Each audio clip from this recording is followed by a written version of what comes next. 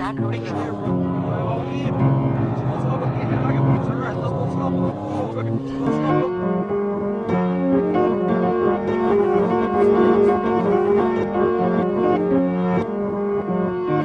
so in the movie I'm Not There, there's a scene where Christian Bale, playing Bob Dylan, defends the fact that he's no longer writing political songs.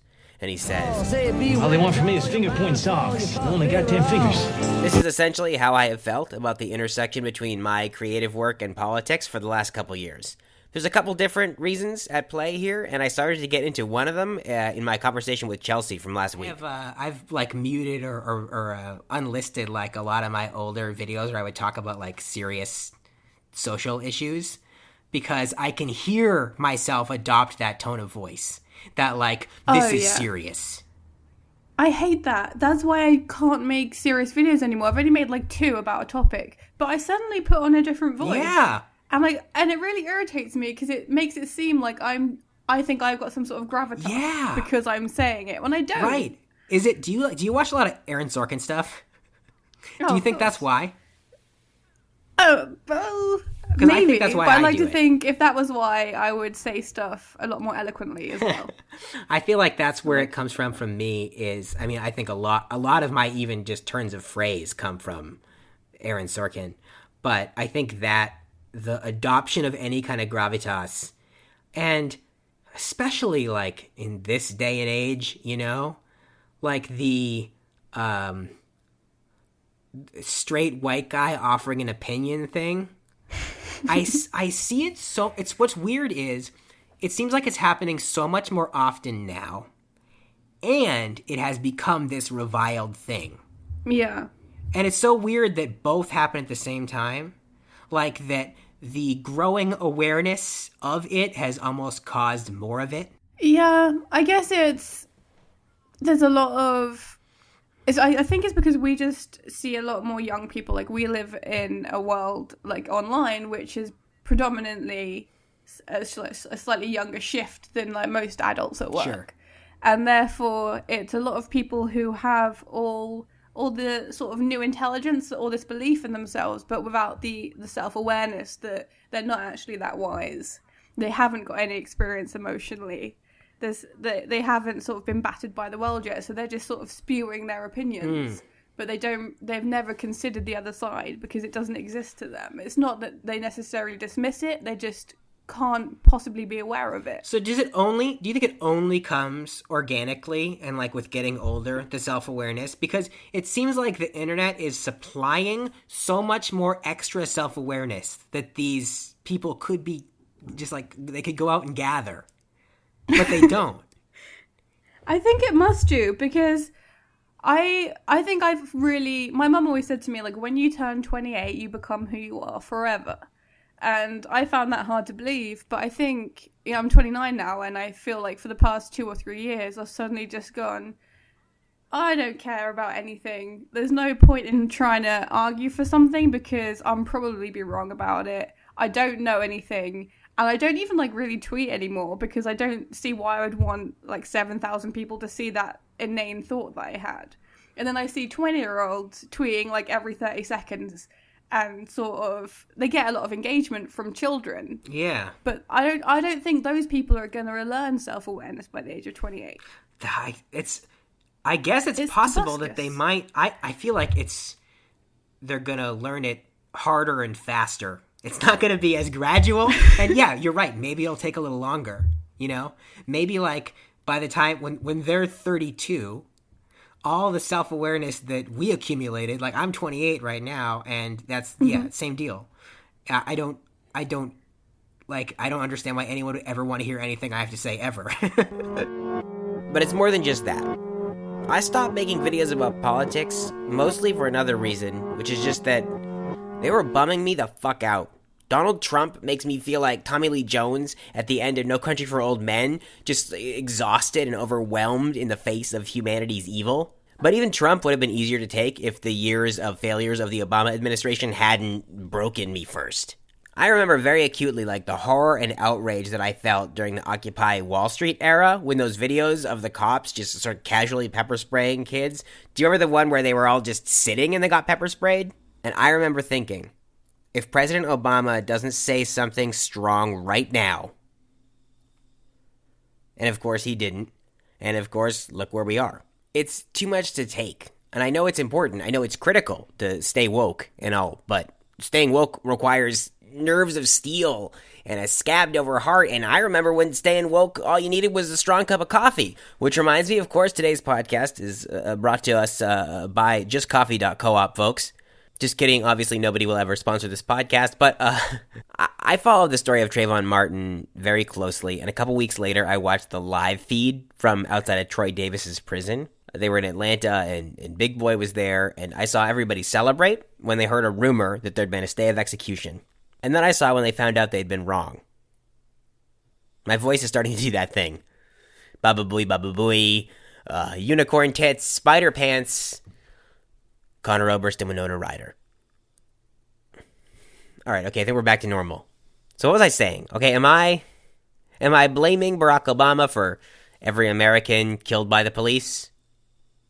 Yes, but also, politics are too much of a bummer to follow regularly. Will they remain that way by the end of this episode?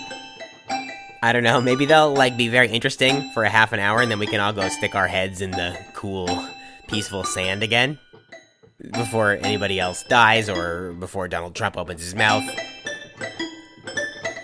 We'll see what happens. Welcome to the last podcast. I'm your host, Zac Little, and this episode is about politics.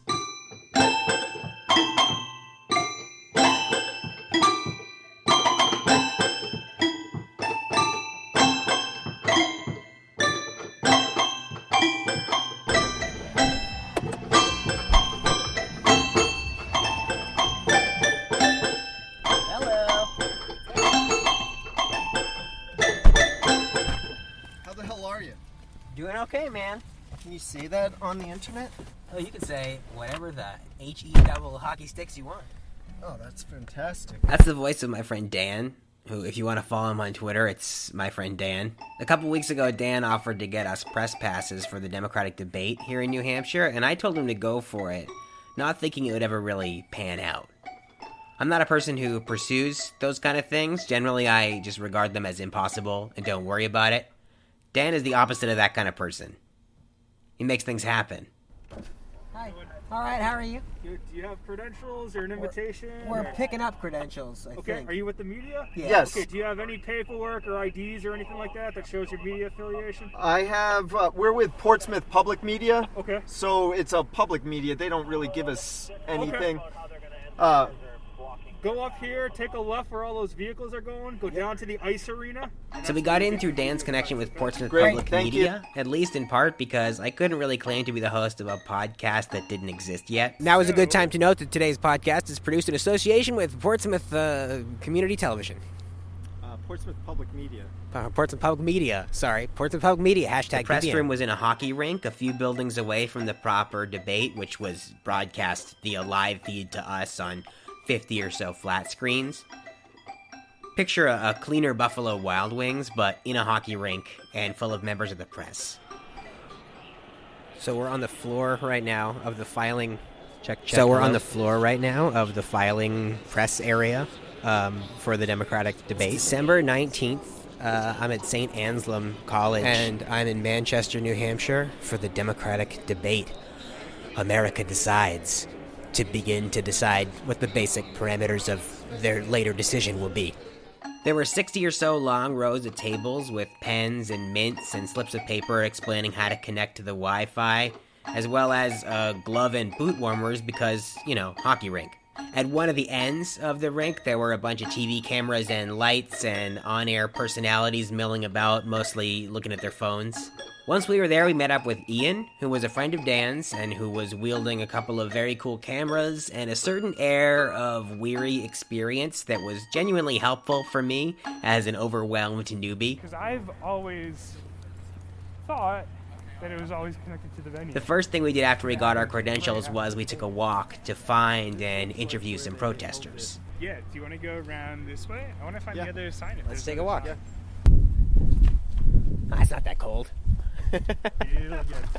And actually, as we found them, they were getting kicked out by campus police. He wants us to move back up there. But they stuck around to chat for a couple of minutes before going peacefully on their way. These were far-left protesters, I should note. New Hampshire certainly has plenty of conservatives, but they are by and large the armchair variety. Physical I violence. don't know if you mind having your voice recorded at all. No, I don't mind. I don't Okay. mind. Well, so, I mean, you've been doing this for a while. You were here during the last election.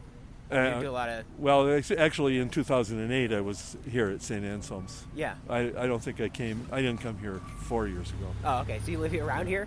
I live down by Nashua, Hollis. Okay, Hollis, cool. New Hampshire. So you guys are here kind of talking about a couple of different things.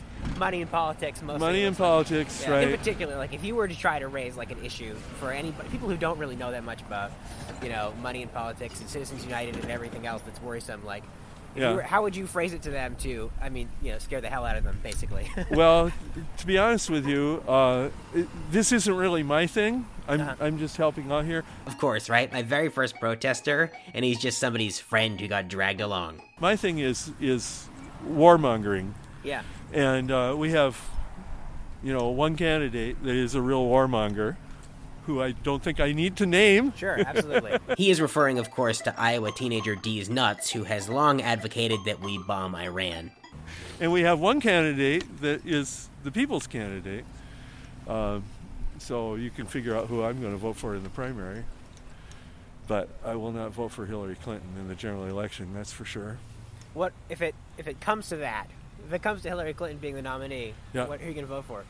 I will probably, if there's a green, I don't know if Jill Stein is going to be on the ballot this year. She's a green candidate from Massachusetts. Yeah, I remember her from a couple of years ago. Yeah, I would definitely vote for her. I actually, she didn't get on the ballot in 2012, and I wrote her in, and I wrote Dennis Kucinich in 2008. But so, if Donald Trump does not get the nomination and runs as a third-party candidate, if we end up with a couple of third-party candidates, do you think this could be another one of those years where like third-party voting actually makes a dent and kind of gets people talking about it again? I think that if Donald Trump ran as a third-party candidate, it would ensure the election of the Democratic nominee. So. Yeah, but I mean, well, you can't win. There's only one path to good government available to us. Yeah. And I'm just hoping that Sanders will trounce Clinton in the primary. Well, yeah, and hopefully a lot of people will watch the debate tonight and pay attention to some other stuff. Debbie Wasserman Schultz doesn't want people watching the debate tonight, as I'm sure you know. Oh, yeah. Which is why it's on a Saturday night when everyone is out partying the week before Christmas. Yeah, I was making the joke that that's why I'm covering this in audio form, because no one's going to watch it anyway. Yeah, right. So. There you go. Yeah, he looks like the commercial actor that played like the CEO of PlayStation and is in another commercial right now that I can't. I think Martin O'Malley he looks like Ken, like the Barbie doll Ken during like a brief 1980s redesign. Yeah, I think you're spot on. Like he's the Crystal Pepsi version of Ken, where they changed him and they were like, actually, let's walk this back. So we continued walking down the street, occasionally being redirected onto particular sidewalks by men with machine guns, which is shiver-inducing even when it's not freezing outside. Near the campus entrance, there was a kind of deliberately impromptu rally happening inside a fenced-off area of 200 square feet. A lot of Bernie signs, some Hillary signs, and a variety of chants. This is what democracy looks like! This is what democracy looks like! Black lives matter! Black lives matter! I'm standing kind of in the Hillary section of the protest area. I've noticed that the Bernie people have way more catchy chants. Hang on, I'm hearing a Hillary one. I believe that she will win! I believe that she will win! I believe that she will win! I believe Zac that she here will win! is he's podcasting tonight. Well, Yeah. what will eventually become a podcast. Yeah, there's a long lead time. Hey, I was just listening to the different chants. I feel like the Hillary people, they're missing out on an opportunity. The old school, like Hillary. You ain't got no alibi, you Bernie. You're probably unelectable. Kind of catchy, right? You had me I'm gonna try and get most started. of the way through. Hillary. You ain't got no alibi, you Bernie. You're probably unelectable in a general election context. You haven't picked it up. Hillary,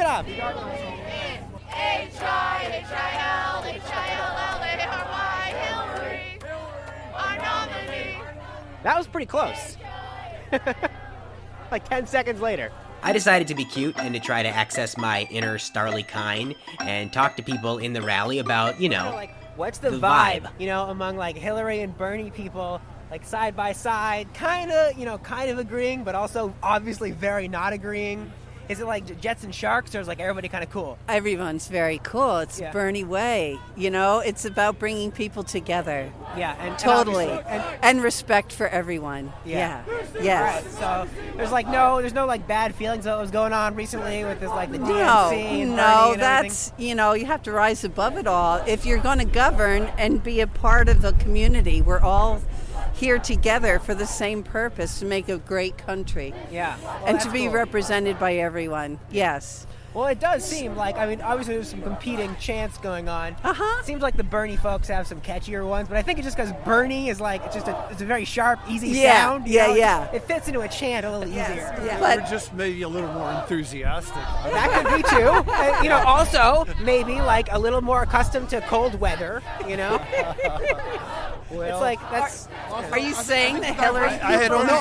I haven't Yeah. really we noticed. bring a lot of passion and a lot of energy to all the rallies. So when one starts, we all get to feel it, and we feel the burn, and we jump all We in. feel the burn. We don't feel the cold too much. Yeah, how are you? Oh, you're here repping clean energy. Yes, That's I cool. am. So you're kind of like, you can cross between like the Bernie and the Hillary camps. Yes, we're going back and forth and starting lots of cheers. Okay, that's cool. Like, what's the energy cheer that you get going?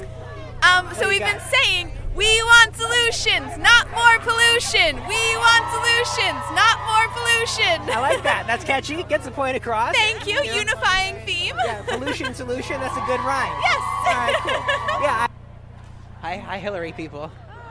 Hey, so I've just been talking to people along the line here. Like, what's the vibe between like Hillary, Team Hillary, and Team Bernie? Like, is everybody getting along and being cool? You should talk to one of the volunteers down that way. Yeah. Why? What happened? No, we're staff members. We're not authorized to speak on behalf of the campaign. Oh, you don't have to speak on behalf of the campaign. You can speak on behalf of just the vibe in the room. Oh, no, thank you. But All right, cool. I'm on my way. One moment in the rally area was kind of strange. I watched as one Bernie supporter waved this Bernie flag around, and he kept yelling, "Bernie, Bernie!" And another man was holding a phone, taping him, and he was yelling, "Stop waving it! Stop waving it!" And for a second, I was thinking about, what are the optics of this? Why shouldn't he wave the flag around? Does it seem too mocking of patriotism? Is it because the flag is white? Eventually, Dan told me it was because the guy with the phone was trying to take a panoramic picture. Why do people ever try to use that function? Just stop, guys. So we walked back to the rink, and we loaded up on free coffee and cookies, and then the debate started. The three of us we're 3 rows ahead of NBC, which feels like a 30 Rock joke. It is actually pretty cool to see like the machinery of the political media starting to kick into action. There's 700 reporters in one room. If this room were to like just get knocked off the face of the earth by some act of God or fall into a vortex or something, I mean, Donald Trump's campaign would be over tomorrow. Tonight we have a different debate than the debates that we have been allowed to have so far. Because tonight is different because of this reason. Because I don't think the American people are all that interested in this. I think they're more interested in what we have to say about all the big issues facing us. Let me agree with Governor O'Malley and let me agree with Secretary Clinton. Let's go, Senator Sanders. Let's move on right to some of those issues. It was interesting to watch the debate with members of the press who reacted very differently to nearly every moment on stage. When Bernie apologized for the data hacking scandal, the people in the actual audience barely blinked, but a roar went up from the rink. I assume several bets had been won and lost in that moment. So the row of tables behind us had seats for a variety of outlets. There was a TV station in Texas, there was BuzzFeed, there was a blog called Independent Journal. So I looked them up, and I read that they were, quote, the premier social publisher for all things American and millennials. which is an interesting phrase. All things American and millennials. But anyway, I followed them on Twitter for a couple of days. That weekend, Tina Fey and Amy Poehler hosted SNL. And Tina Fey, as you may know, is a frequent enemy of the liberal social justice-y sector of the internet. So, over the course of the following week, I read a lot of tweets bashing Tina Fey, and I saw plenty of others about this 30 Rock parody that Sarah Palin had inexplicably made. And I started to think about how our culture is often very binary. Yes or no, with us or against us, upvote or downvote, Tina Fey or Sarah Palin. When the left criticized Tina Fey, weren't they giving something to Palin, whether they liked it or not? Eventually, I saw exactly the kind of tweet I was looking for to illustrate this, and it was a tweet from Independent Journal. It specifically mentioned Tina Fey making fun of Sarah Palin on SNL, and then it mentioned that Sarah Palin had, quote, the perfect response. So I retweeted it kind of gleefully, like, look, young millennial liberals, this is what happens when all your infighting morphs and the culture turns against those who were at least trying to help you a little. A couple days later, Independent Journal posted something else, just generally in support of Sarah Palin, and I looked at their stuff a little more closely, and I realized that they're just a right-wing website. Their staff was all so young that it did not even enter my mind as a possibility that they'd all be Republicans. So much for my little pop culture theory, which, is fine. All right, let's talk debate room cookies, okay? Dan, I see you've gone for the oatmeal. I got to go for the oatmeal raisin cookie, and I feel good about myself. I don't feel bad. I don't feel guilty.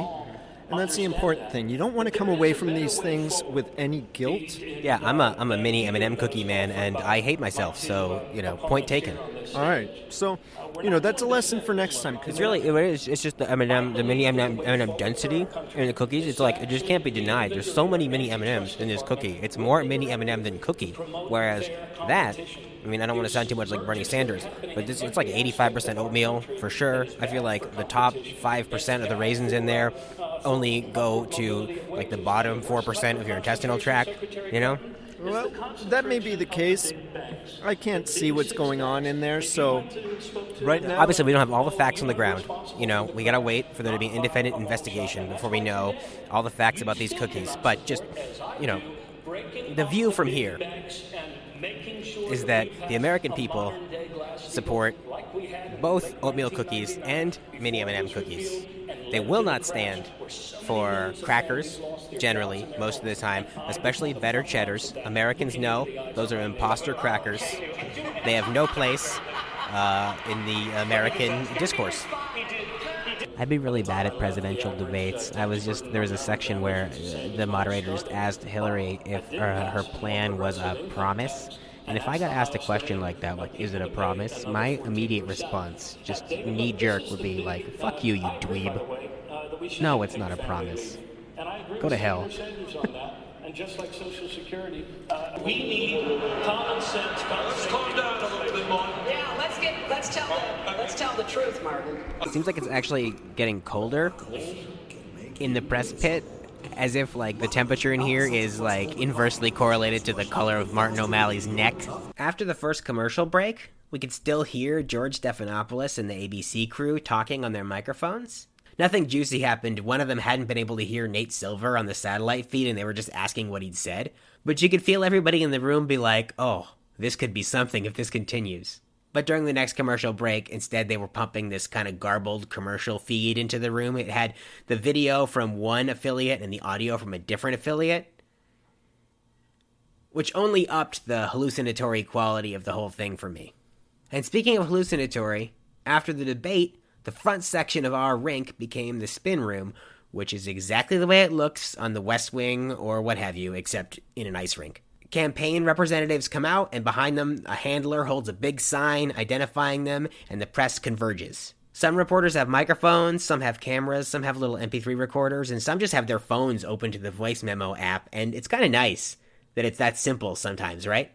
The first guy that I ended up standing next to, almost by accident, turns out to be Hillary Clinton's campaign manager, Robby Mook. To recruit and to radicalize. What do you think she meant when she said that ISIS is not what we need to, or we are where we need to be in defeating ISIS? Well, what she was referring to there was the recent Security Council resolution that has created a political pathway in Syria that has put us in a better position to begin to defeat ISIS. Listen to this motherfucker drop sound bites like it's nothing. Well, I think the more that Trump is out there, the more that the Republican field is out there, the more these differences are clear and what's at stake for the middle class. We couldn't help but hear her and think that she has an eye on the general election. Was that part of your goal during this debate? We are totally focused on this primary right now. First Iowa, then obviously here in New Hampshire, where there's a very tight race. We're focused on earning every single vote, every single delegate, and then we'll worry about the general after that. Damn. So I decided to get started by approaching low-level targets. People who were not mobbed by the press and who looked a little bit ashamed by the big blue arrow sign being held over their heads. At first, it didn't go very Mr. well. Hamrick? Yes, sir. Hey, I'm Zac Little. I'm with Portsmouth Public Media. Hey, Zach, how are you? Okay, so listen, what we're doing right now is we've been talking to people trying to test their ability to spin things really well. So what I was thinking I was going to do was just make a sort of benign comment about the weather, and I want you to spin it into a comment about foreign policy and why that's important. Okay. That's okay. I'm going to pass on that, I think. But then I found a couple of really friendly representatives from the Martin O'Malley campaign. They were so energetic that I barely even had to ask them questions. Hi, Zach. Nice to see you. Okay, so, tomorrow morning, other than, Star Wars jokes and stuff about Hillary coming late to the podium, what do you think, what are the headlines going to be? I think the headline's going to be Martin O'Malley won this debate. He showed an incredible... his incredible executive experience. He talked about some of the actions and the ideas and the legislation that he put into place as mayor, as governor. He talked about what he's going to do as president. I thought it was his best debate, and I thought he won it. They should be talking about the fact that the Democrats offered substance, the Democrats offered solutions, the Democrats offered a hopeful future for this country. They should also be talking about the one clear standout on that stage was Martin O'Malley. Because as Martin O'Malley talked, every single issue that was brought up, Martin O'Malley could say, this is something I've actually done. And I can speak to that because I am from Maryland. So when I tell you it is not spin, it truly is not spin.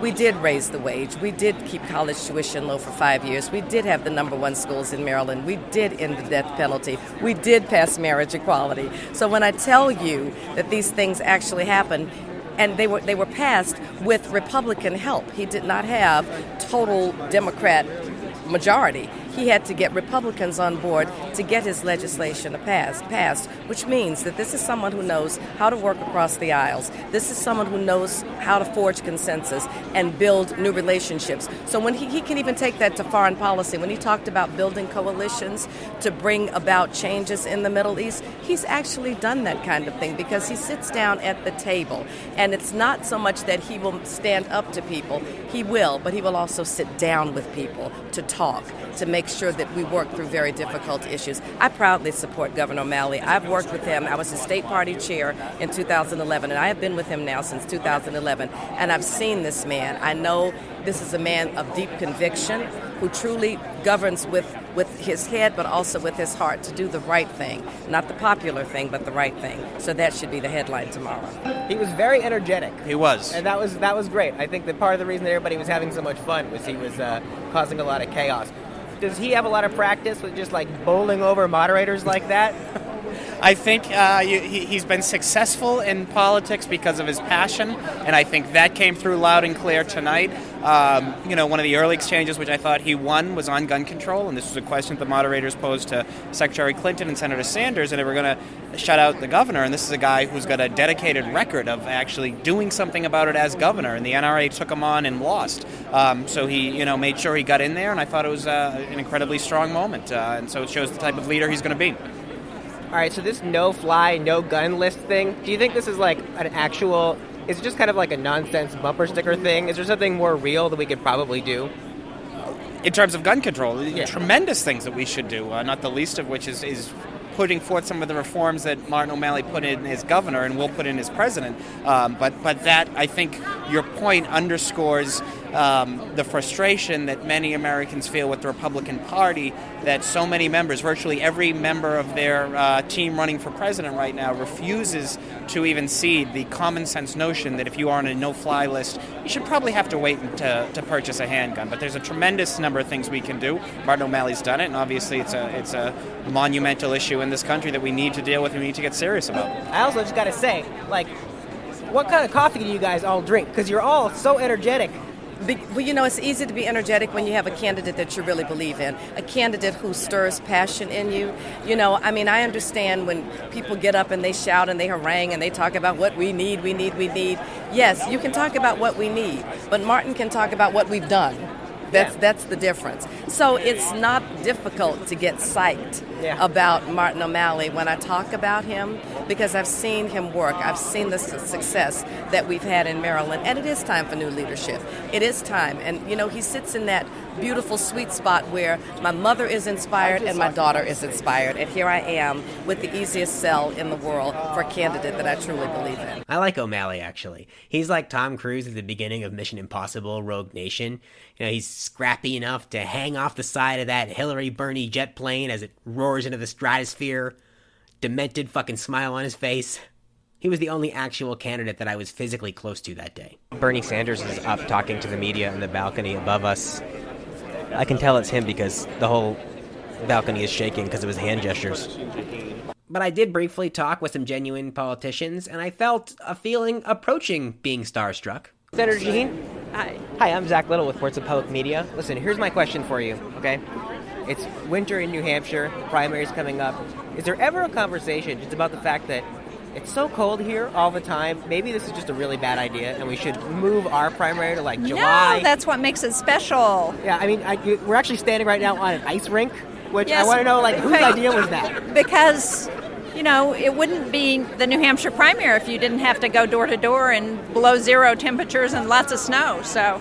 Yeah, we're counting on it. When candidates come here who are not from around here, from warmer climates, do you give them any tips? They gave us all boot warmers. Have you been handing those out to candidates when they drop by your office or anything like that? Listen, it's been so warm this fall. People don't have to worry about it. If you're wondering, I guess the last time I felt genuinely starstruck was at the MTV Movie Awards when Emma Watson walked by me, and then Dave Grohl followed shortly thereafter.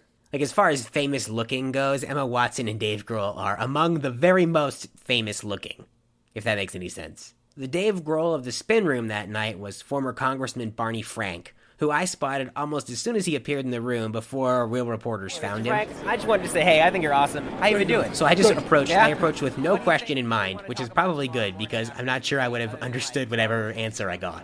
Well, I think they will talk some.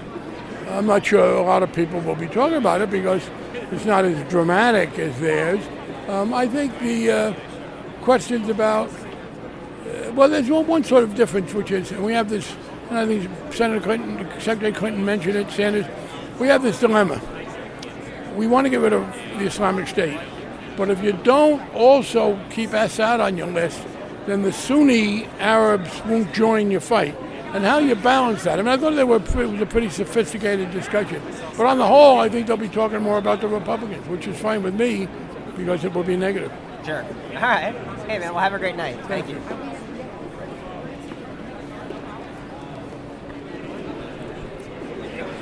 I just talked to Barney Frank, who is a hero of mine. I understood every sixth word. Who cares, though? It's Barney Frank. After that brief little interview, a handler seemingly noticed my affable face and kind of schlubby, amateurish, dog hair covered look, and they asked if I wanted to chat with the president of St. Anselm, the school where the debate was being held. Hi, how are you? Hey, I'm doing all right. So, okay, obviously, having the press here on the ice rink, that was symbolic in and of itself, but having the debate here at this college at St. Anselm, while people are talking about college affordability and everything else, what's it mean? Well, it's important that that issue was raised tonight. The cost of education and trying to contain costs, but also the ability to pay back loans and make it affordable for families and students. Well, obviously people in the education community know a lot about this stuff. Have you consulted with any of the campaigns? Talked to you? Had a chance to take Bernie Sanders aside and say, listen, man, here's the thing. So I don't agree with free tuition. So yeah, obviously, of course, turkeys are also against Thanksgiving. I'm more in line with what Secretary Clinton talks about, having skin in the game and trying to make it affordable. The thing that wasn't raised tonight, and I was surprised about this, is that antitrust laws prohibit higher education for schools to talk to one another. Mm-hmm. Okay, so we would like to reset the gross prices and have a conversation about how we can do it, if we speak to one another, the Justice Department will haul us in. We need an exemption from antitrust laws to talk about the real cost of education. All right. Here, my other question for you is this. I bought this Beaches and Shores Coastal Morphology textbook 10 years ago. I'm pretty sure all the science is totally outdated. What's the buyback policy around here? How much am I going to get for it? You probably should look into getting a wood-burning fireplace. I keep seeing somebody walk by with a Debbie Wasserman Schultz sign, and by the way, try to say Debbie Wasserman Schultz sign 3 times fast. Anyway, she never seems to be attached to it. I think this is a DNC smoke and mirrors technique. Maybe there's a Debbie Wasserman Schultz hologram that we could talk to, but I'm standing at the wrong angle. I can't see it. Now I'm just standing. I'm just standing right in the middle of the spin room. Interviews are happening all around me. The political sausage is getting made. A guy named Jesus Garcia just walked by with his handler. Looked like a cool guy. But really, seems like now's the time to just stand here and reflect. The debate has happened. Words were said. Positions articulated. Memes memified.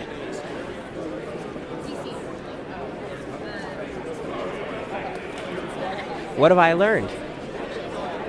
What does it all mean? These are the kind of questions that I could put into a closing statement at a debate. And then I'd have something kind of snappy to say about ISIS at the end or something. On the way out the door, we finally caught a spectral glimpse of Debbie Wasserman Schultz, who did look like a picture you'd find in the dictionary under the word unflappable. 3 are on Also a Saturday. vaguely elfin. So we certainly didn't say, hey, please schedule our debate on a Saturday, but that's how it worked out programming-wise. And we've seen Jeff Weaver, the Sanders campaign manager, say in his words that you put your thumb on the scale to benefit Clinton. Were you upset by that kind of remark coming from one of the campaigns? You know, as party chair, you get a lot of bumps and bruises, and they probably don't want to punch hard in other directions, so the party chair is an easy target. I'm just working hard to try to make sure that we can get ready to launch our nominees to the White House, and I'm looking forward to continuing to do that. Hey, do you guys want to hear what the voice of Bernie Sanders' campaign manager sounds like? Here you go. Well, that means that they're to stay away from the campaign and not to contact campaign employees until the investigation is complete. And are they paid? That's what it sounds like. We turned heel and bailed then, reeling in the general direction of our car and leaving the spin room spinning on. For all I know, they're still back there, hearing about the many merits of Martin O'Malley. On the drive home, Dan plotted our return for the Republican debate in a few months, while I contemplated our experience. Spectacle. I was heavy on spin, but short on conclusions. The Republican debate in February is going to be even more spectacular. Yeah, maybe I'll have more to say about politics after the New Hampshire primary, which at the time of this recording is still a month away. Maybe by then, Donald Trump will be unmasked and we'll all know his true identity. A pile of misprinted Bibles and angry crows trapped inside a partially melted and sun-bleached Ronald Reagan Halloween costume. Maybe by then, the liberal dream of Bernie Sanders, which is getting more and more shimmery and ephemeral around the edges as time goes on, will already be over. Maybe not. And maybe Dan and I will go to the Republican debate to jump into that particular pit of snakes and see if we can find our way out. Maybe not. Our trip was a blast, but felt mostly inconsequential, sort of like the rest of this primary campaign so far. I don't think I'm wrong for wanting to ignore this whole scene. But, thank you for listening, of course. This episode of The Last Podcast featured the voices of Chelsea Fisher, Dan Freund, Ian Servin, Martin O'Malley, Hillary Clinton, Bernie Sanders, Senator Jeanne Shaheen, former Congressman Barney Frank, Debbie Wasserman Schultz, and many others. Music performed by Mother Sauce, as well as The Mild Revolution. Special thanks to Dan and Portsmouth Public Media, without whom none of this would have been possible. To support this podcast, rate it and write reviews on iTunes, tell other people to subscribe to it, and download it onto all of your elderly relatives' computers. Ride against he rode away. Don't take your guns to town, son. Leave your guns at home, Bill. Don't take your guns to town. Sang a song as on he rode, a gun hung at his hips. He rode into a cattle battle town, a smile upon his lips. He stopped and walked into a bar and laid his money down. But his mother's words echoed again.